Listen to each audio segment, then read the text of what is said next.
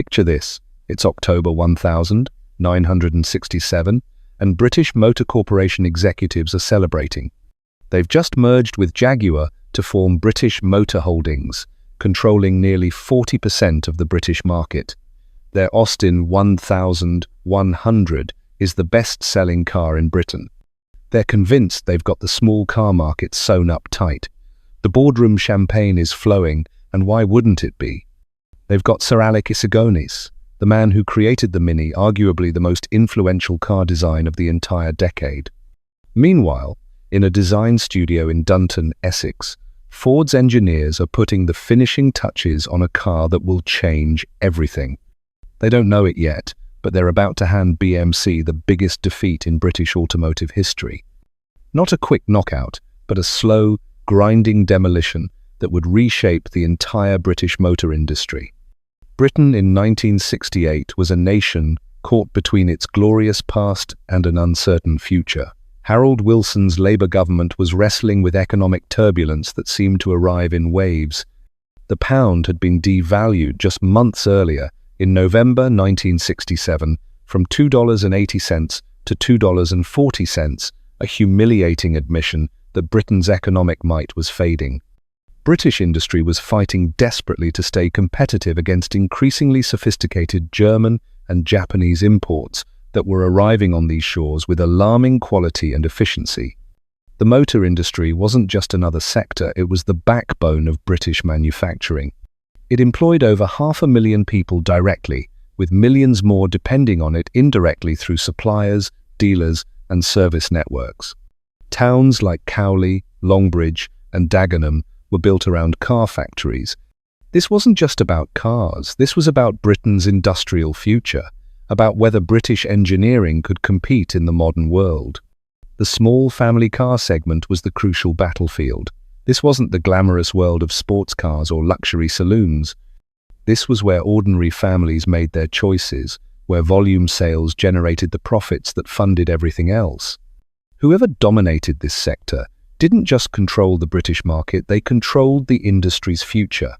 BMC thought they had it locked down with their clever Mini and practical 1100 series. They'd pioneered front-wheel drive and transverse engines in mass-market cars. They had engineering brilliance on their side. What they hadn't counted on was Ford's ability to combine American business discipline with European design sensibility and then execute it with ruthless efficiency. They were about to learn a very expensive lesson. Section 1. The Old Guard's Fatal Complacency. BMC in 1968 was a company living dangerously on past glories, convinced that yesterday's innovations would carry them through tomorrow's challenges. The Mini, launched back in 1959, had been a genuine revolution, a car that fundamentally changed how people thought about small car design. But that was 9 years ago, and the world had moved on. The problem wasn't that BMC had stopped innovating, it was that they'd convinced themselves their way was the only way, that their engineering philosophy was so superior that commercial considerations were almost beneath them.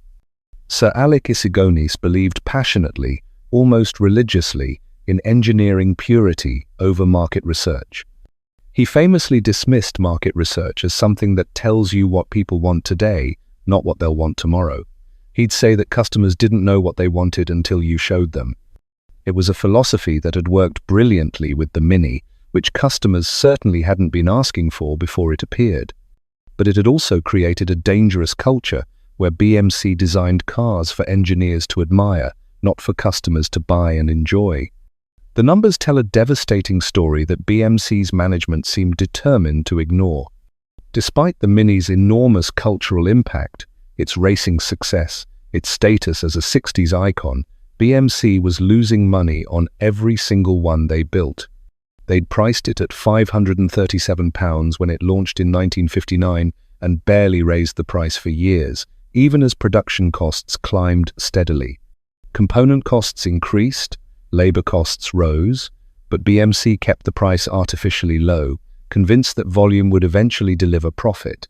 By 1968, they were selling roughly 300,000 Minis annually and hemorrhaging cash on each one. It was commercial suicide disguised as market leadership. Their replacement for the aging Morris Minor was the Austin Morris 1100, launched in 1963 with enormous expectations. It was technically brilliant front-wheel drive, hydroelastic suspension that provided an uncannily smooth ride, brilliant packaging that created interior space that seemed impossible from the outside dimensions.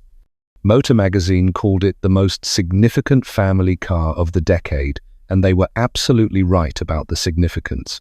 BMC sold over 2 million of them across the model's life. But here's what the executives in their Longbridge offices missed. Technically brilliant doesn't always mean commercially successful. The 1100 had exactly the same problem as the Mini. It was underpriced and over-engineered. The hydroelastic suspension was genuinely clever, using fluid-filled displacer units connected front to rear for a remarkably supple ride. But it was expensive to manufacture, required special servicing, and when it failed, which it did with depressing regularity, repairs were costly.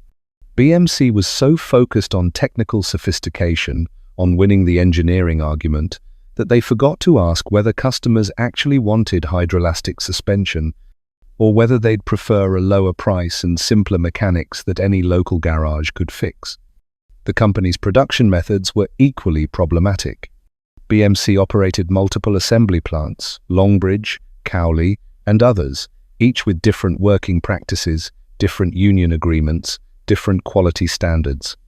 A car built at Longbridge might be noticeably different from the same model built at Cowley. This wasn't cost-efficient manufacturing, it was organizational chaos that destroyed economies of scale. Section 2. Ford's American precision meets European roads. While BMC was designing cars for engineering awards and technical journals, Ford was doing something radically different. They were actually listening to customers, analyzing what people wanted rather than telling them what they should want. Ford's approach to the Escort project, given the internal codename Archbishop, was methodical to the point of obsession. They commissioned extensive market research across multiple European countries. They didn't just ask people what they wanted, they analyzed purchasing patterns, studied ownership costs, examined warranty claims on existing models, and interviewed dealers about customer complaints. They analyzed every competitor in detail, tearing down rivals' cars to understand manufacturing costs and design choices. They commissioned studies into ownership patterns, maintenance costs, and customer complaints. They analyzed warranty data to understand which components failed and why. They even studied what features customers said they wanted versus what they actually bought, because these aren't always the same thing. People might say they want sophisticated suspension, but they'll buy the car with lower running costs. The conclusion was crystal clear. Customers wanted reliability above almost everything else. They wanted simplicity cars that wouldn't break down, and when they did, could be fixed affordably by the local mechanic. They wanted low running costs because most buyers were stretching their budgets just to afford a new car. And they wanted enough style to feel good about their purchase, because a car wasn't just transportation, it was a statement about who you were. Critically, they didn't particularly care about technical sophistication if it meant higher costs and complicated repairs. Front-wheel drive versus rear-wheel drive. Most customers couldn't have cared less, provided the car drove well and didn't break down. Ford assembled a team that combined British design flair with German engineering discipline and American business methodology. The Escort would be designed in Britain at the Dunton Technical Centre, but it would share components with Ford Germany's models, particularly the Taunus. This wasn't just about cost savings, though those were substantial. It was about creating a genuinely pan-European car that could be sold everywhere from Glasgow to Athens, with economies of scale that BMC could only dream about. The engineering brief was refreshingly straightforward: conventional front engine, rear-wheel drive layout, McPherson strut front suspension proven, reliable, cheap to manufacture.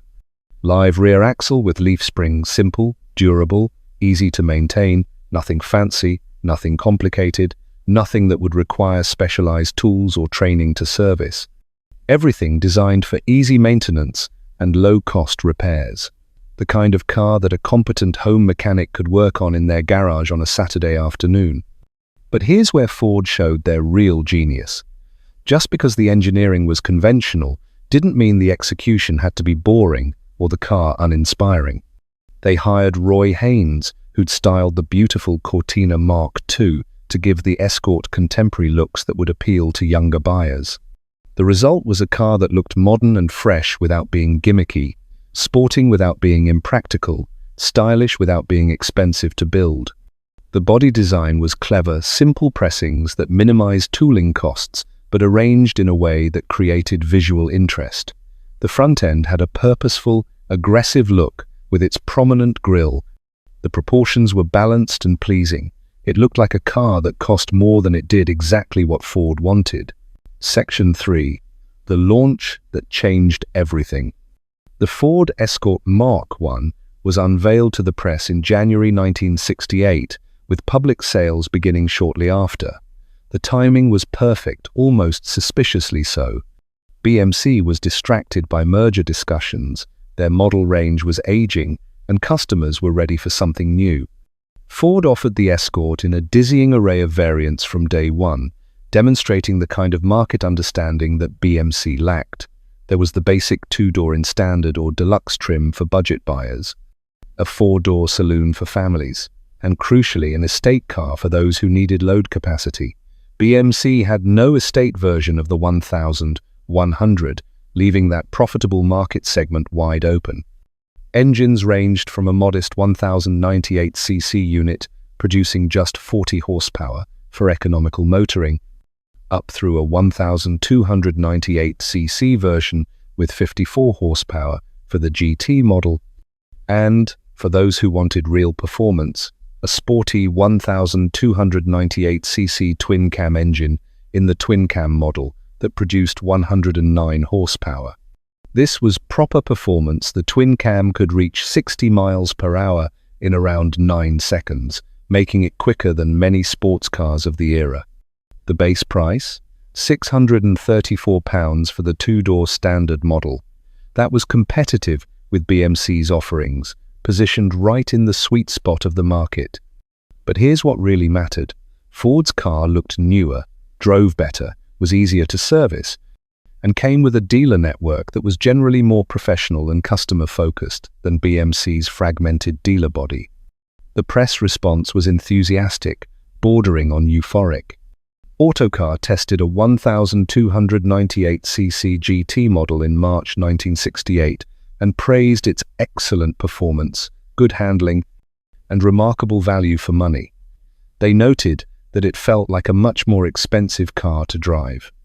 Motor's comprehensive road test concluded that Ford had produced exactly the right car at exactly the right time. High praise from journalists who'd seen countless new model launches. But the real validation came from customers, who voted with their wallets in numbers that shocked even Ford's optimistic projections.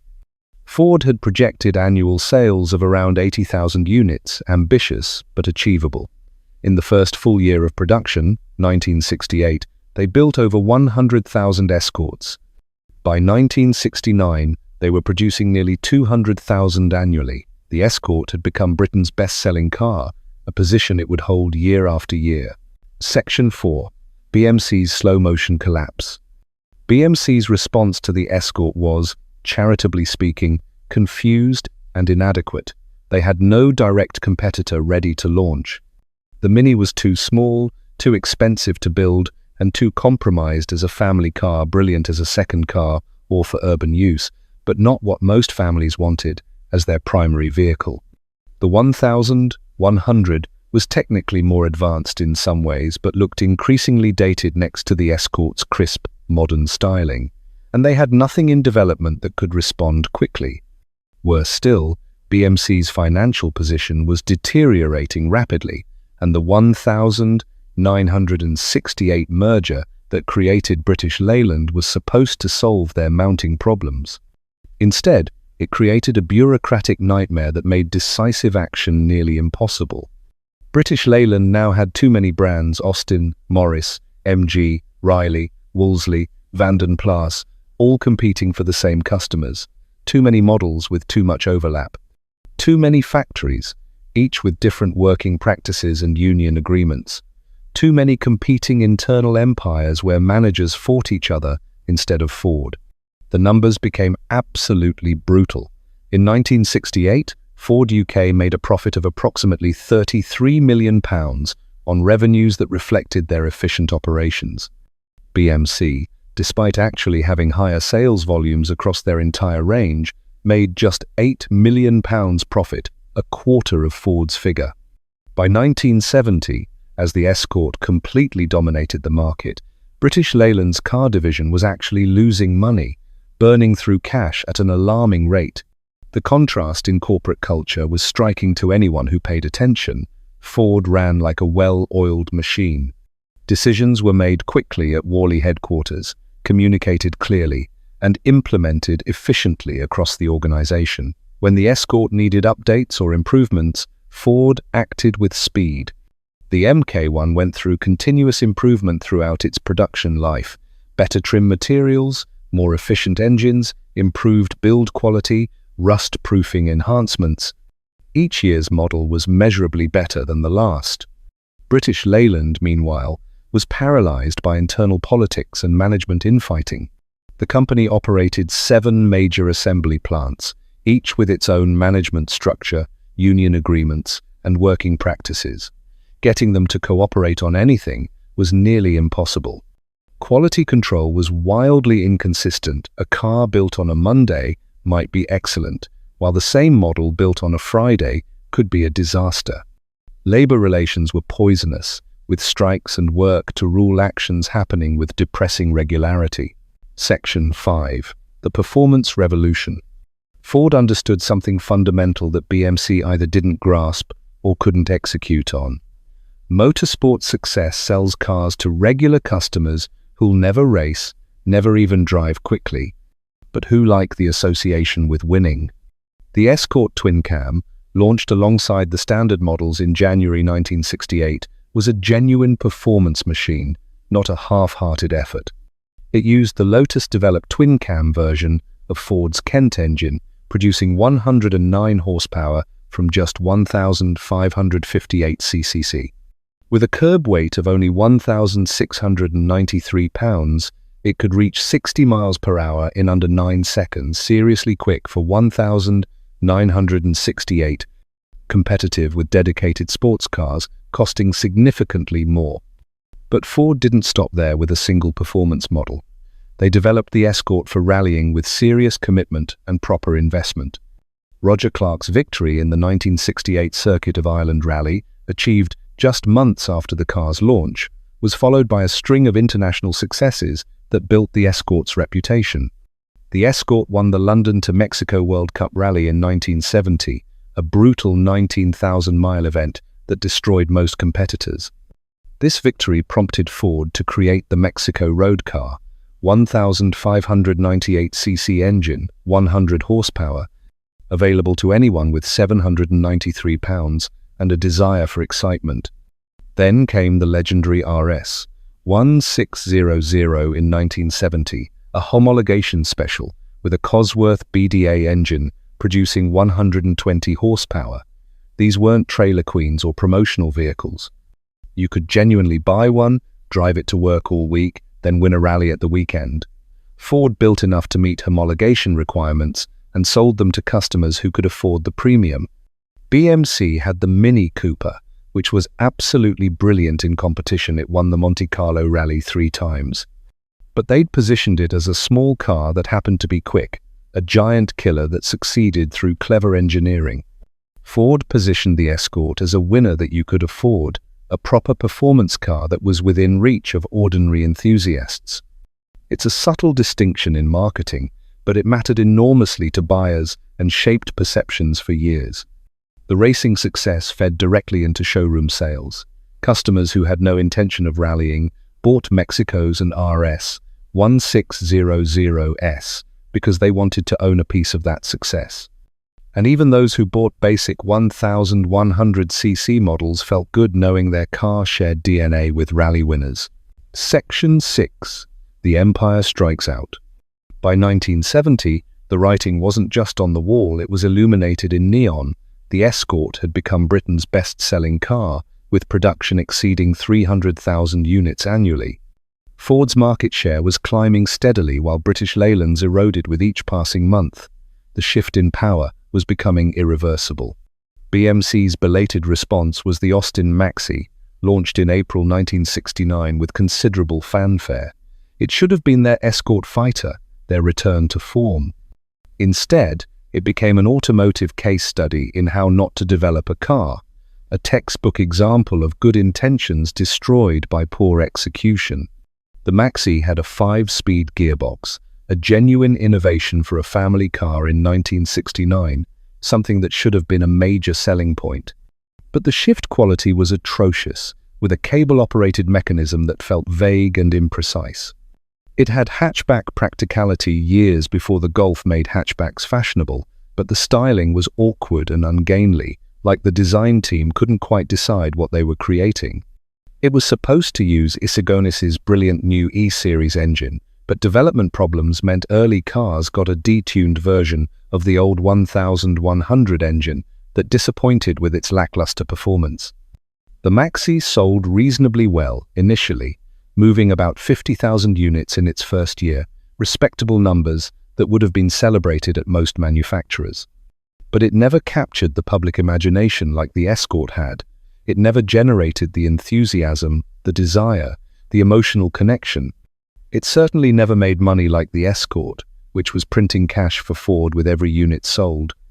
British Leyland's fundamental problem was that they were fighting yesterday's war with yesterday's tactics.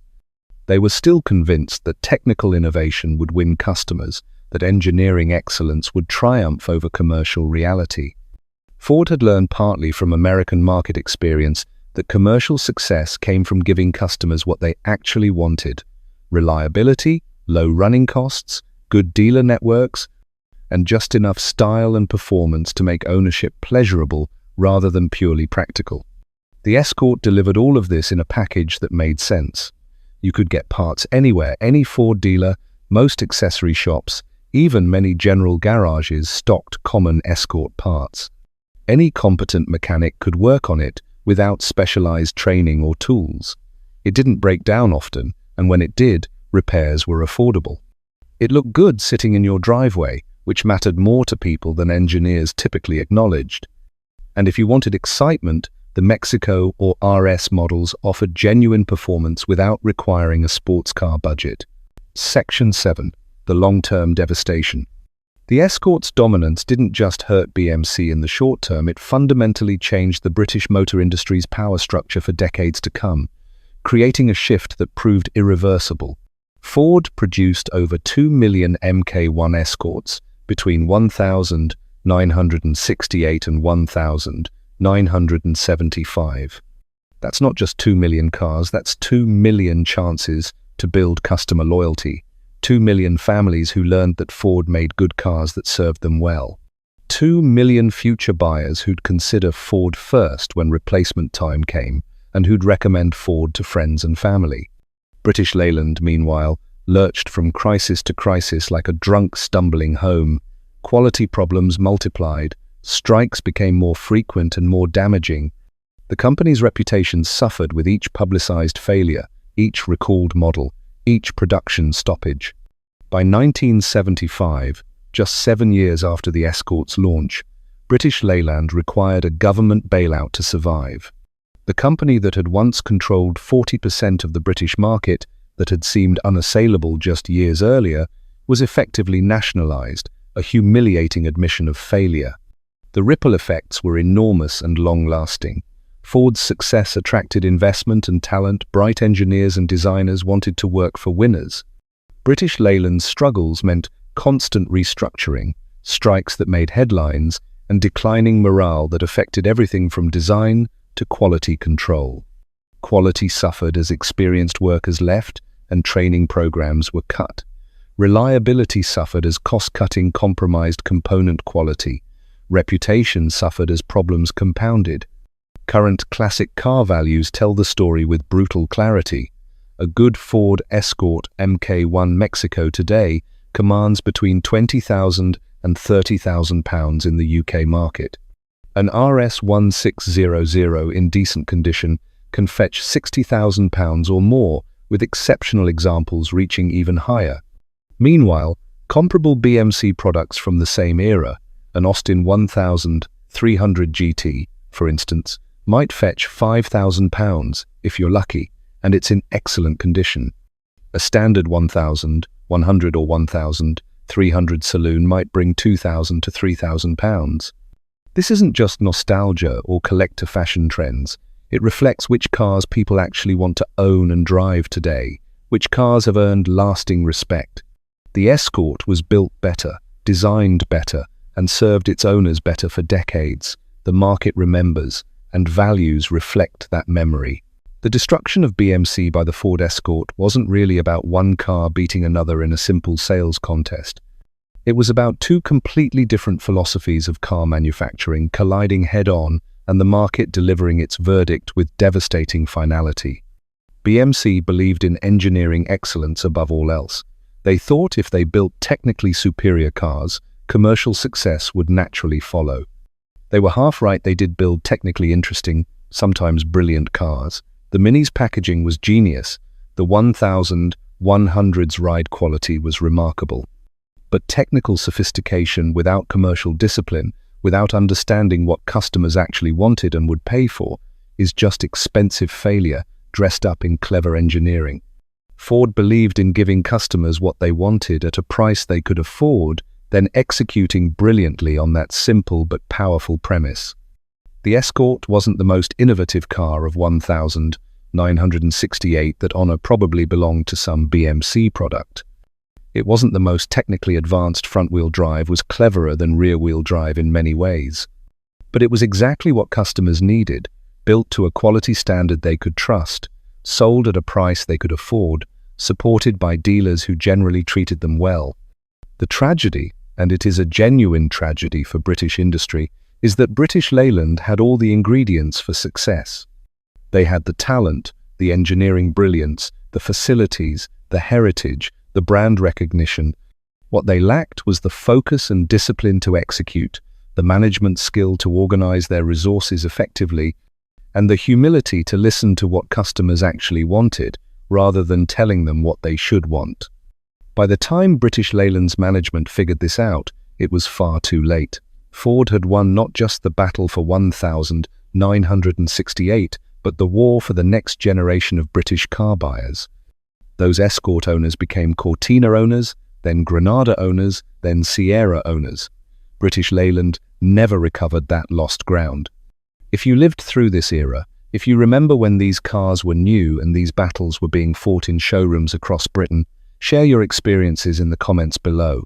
Did you own an Escort? Did you stick with BMC out of loyalty? What do you remember about the choice between them, about what drove your decision?